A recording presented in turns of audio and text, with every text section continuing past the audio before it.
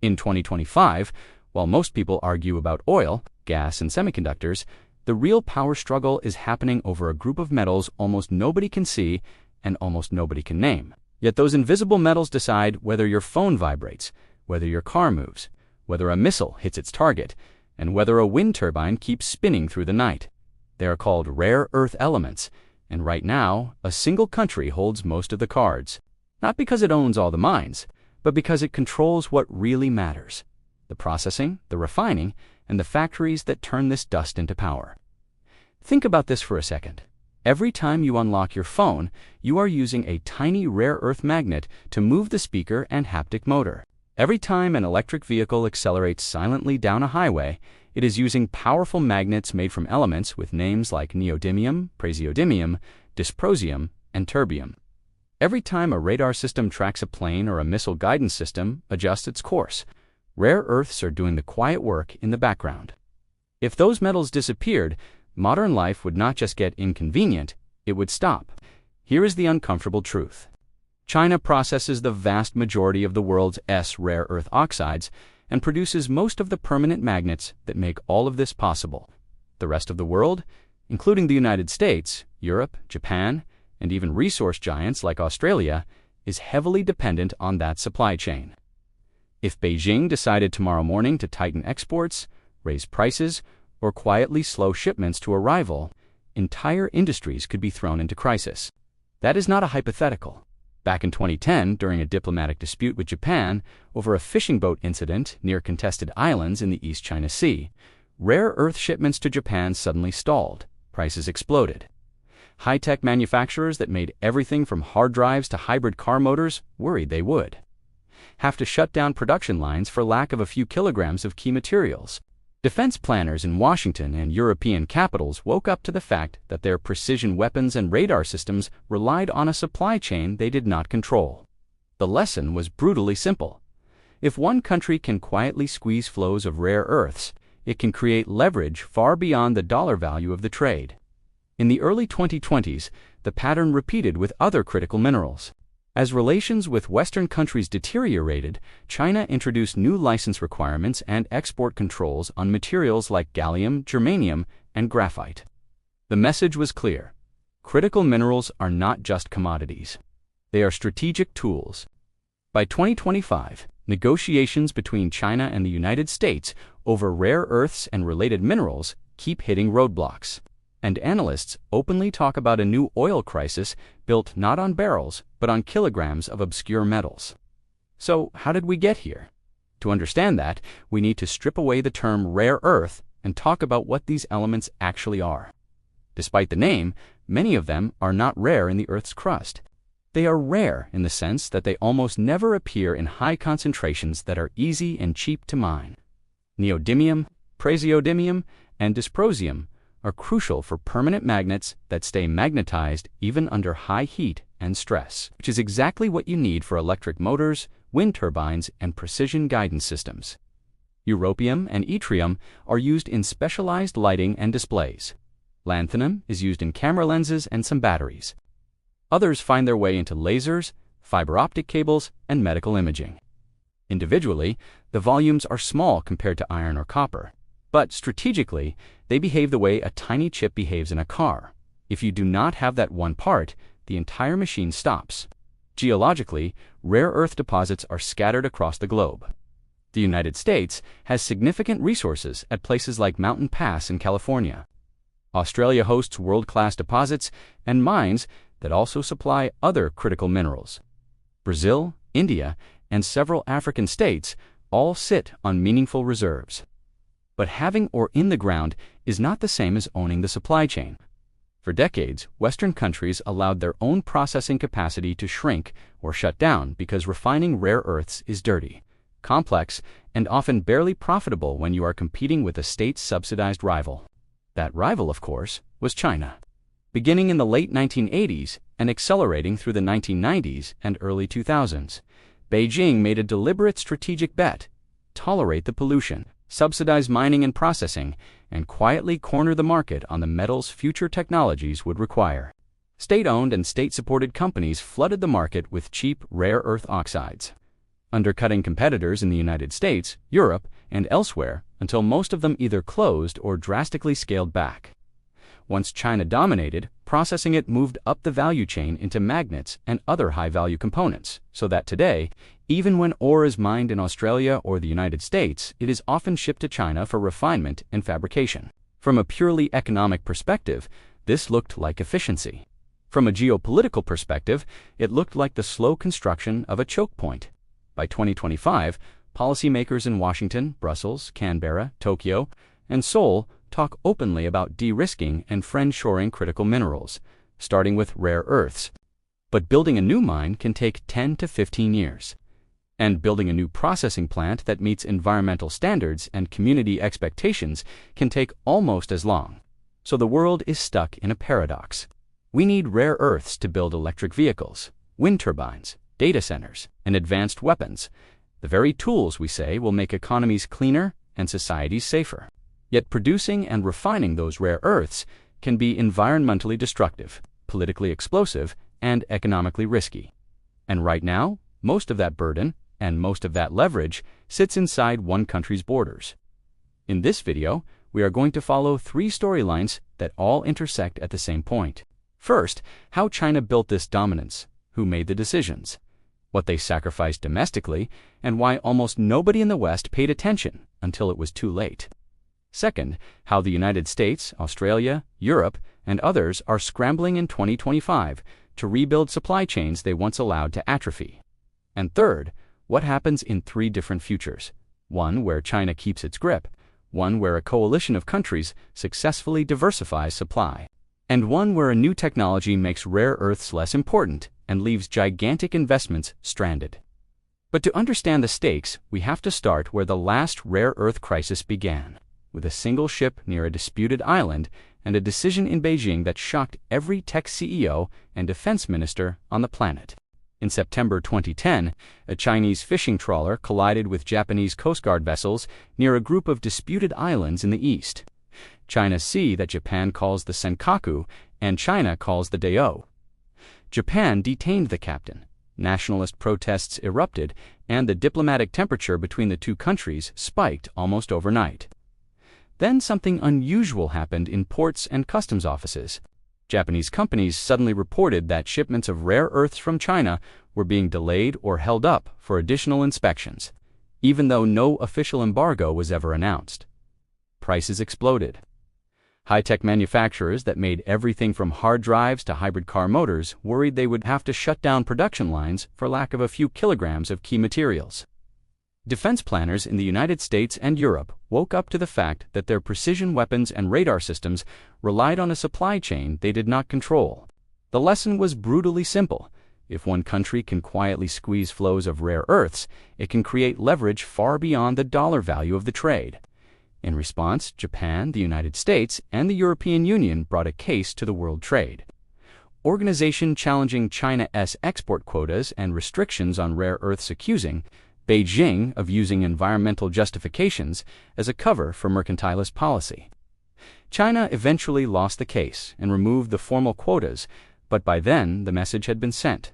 Chinese officials and state media made it clear that critical minerals were a strategic asset, not just a commodity. The rest of the world promised to diversify, to invest in new mines, to build processing capacity outside China. And then, as prices fell and attention drifted, much of that urgency quietly faded. Fast forward to the 2020s, the world is now attempting an enormous energy transition. Hundreds of millions of electric vehicles, terawatts of wind and solar, and a surge in data center construction for AI and cloud computing. Every one of those sectors is hungry for permanent magnets, high-performance motors, and advanced electronics that depend on rare earths and other critical minerals. This time, policymakers say, we cannot afford to sleepwalk into another dependency. China, for its part, has not stood still. It has consolidated its rare earth industry into a handful of large state-backed groups, tightened environmental regulations at home to move the dirtiest operations across borders, and invested in mining projects from Myanmar to Africa. At the same time, it has expanded downstream production of high-value components like neodymium iron boron magnets, which are far harder to replace than raw oxides. So, even when Western companies talk about diversifying away from China, what they often mean in practice is shipping, or from a new mine to the same Chinese refineries and magnet factories as before. By 2025, the geopolitical atmosphere has grown even more tense. The United States has imposed sweeping export controls on advanced semiconductors and manufacturing equipment going into China, seeking to slow Beijing's progress in AI and military technology. China has responded with its own measures on minerals. New license requirements for exports of gallium and germanium, stricter controls on graphite, and rumblings about tighter oversight of rare earth magnet shipments. Negotiations over a more stable arrangement for rare earths and critical minerals have repeatedly stalled, with both sides wary of giving up leverage in an increasingly competitive relationship. For countries like Australia, this tension creates both risk and opportunity. Australia is already a mining superpower, supplying much of the world's iron ore and a growing share of its lithium and rare earth feedstocks. Mines in Western Australia not only dig up critical minerals, but also sit in a relatively stable rule-of-law environment that investors trust far more than some other jurisdictions. Canberra now finds itself courted simultaneously by Chinese, buyers hungry for secure raw material, and by allies like the United States and Japan, who want to build alternative supply chains that bypass Chinese processing. Washington, for example, has launched initiatives to strengthen critical mineral supply chains with trusted partners, offering financing and long-term purchase agreements for projects in Australia, Canada, and elsewhere. New facilities are being proposed to process rare earths on Australian soil or in allied countries, sometimes backed by government funds or defense-related contracts. But these projects face tough economics. Chinese competitors still enjoy economies of scale, integrated supply chains, and the backing of a state that views short-term losses as acceptable in exchange for long-term strategic control. Europe, too, has woken up to the vulnerability. After watching Russia's invasion of Ukraine and the subsequent crisis in natural gas supplies, European leaders are acutely aware of what it means to be dependent on a single supplier for a strategic input. The European Union has unveiled the Critical Raw Materials Act, aimed at ensuring that no more than a set share of any critical mineral, including rare earths, comes from a single third country. Plans are underway for new mining projects in Sweden and other member states, as well as partnerships with countries in Africa and Latin America. But local opposition, environmental concerns, and bureaucratic delays all slow progress. Meanwhile, the demand curve keeps rising. Each new generation of electric vehicles tends to use more powerful magnets to improve efficiency. Offshore wind turbines are getting bigger and more magnet-hungry.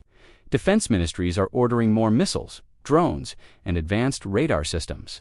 Some companies are experimenting with magnet designs that use fewer rare earths or none at all. But most of these alternatives are either less efficient, more expensive, or not yet ready at scale. In other words, the window in which the world can diversify supply before demand surges even further is closing fast. This brings us to a key psychological dimension of the rare earth conflict. When a threat is abstract and distant numbers on a trade balance sheet or names of elements most people cannot pronounce, it is easy for voters and even politicians to ignore it. Human attention is drawn to visible crises: tanks, crossing borders, blackouts, empty supermarket shelves.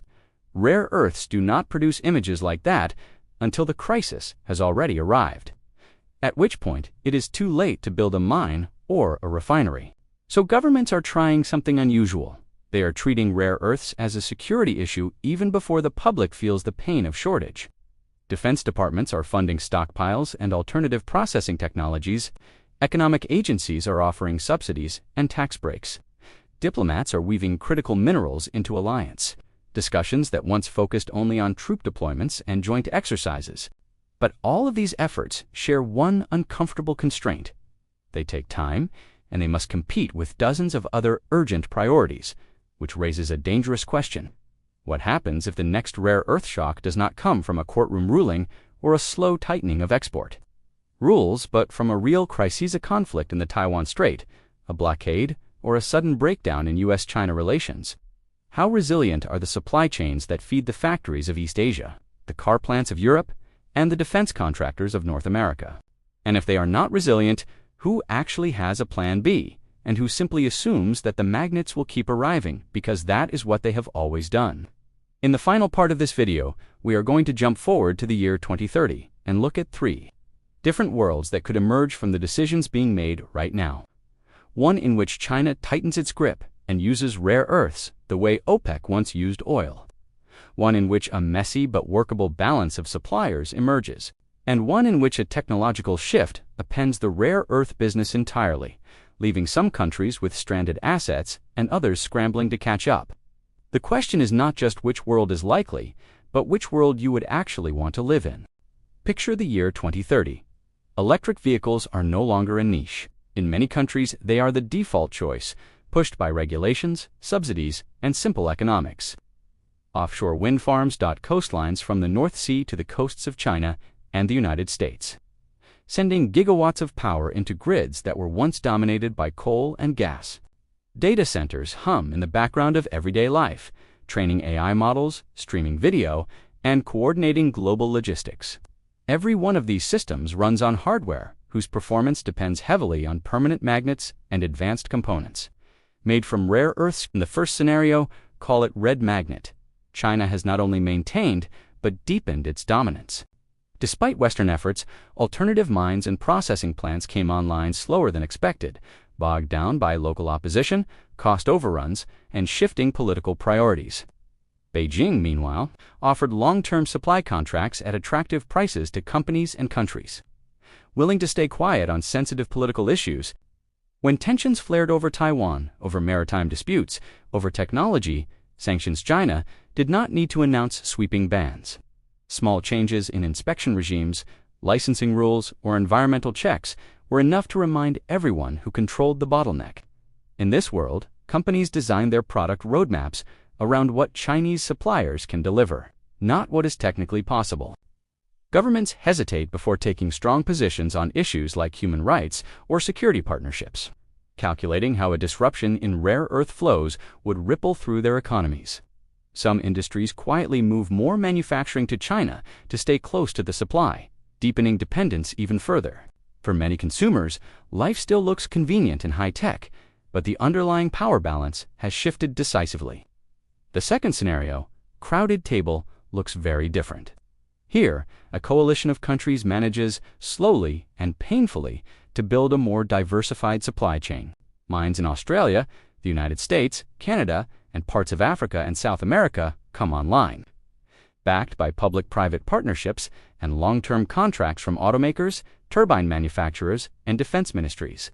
Processing plants in Australia, Europe, and Southeast Asia, some supported by Japanese and Korean investment, start to chip away at China's near monopoly on refining and magnet production.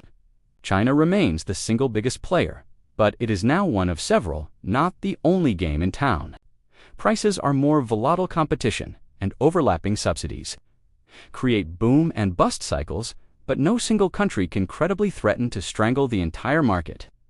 Countries still worry about security of supply, but they manage it the way they manage risk in oil or grain markets, through diversified suppliers, stockpiles, and strategic reserves.